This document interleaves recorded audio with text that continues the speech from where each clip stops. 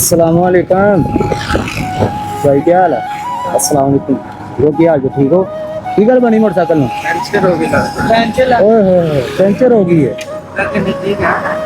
हाँ वो हैगी दुकान अगे, ਉਹ ਅੱਗੇ ਹੈਗੀ ਦੁਕਾਨ।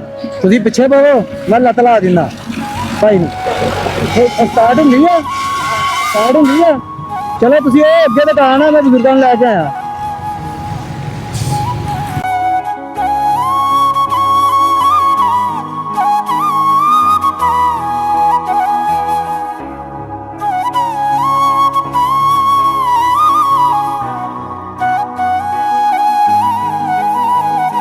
ਬਜ਼ੁਰਗੋ ਉਹ ਦੁਕਾਨ ਆ ਸਾਹਮਣੇ।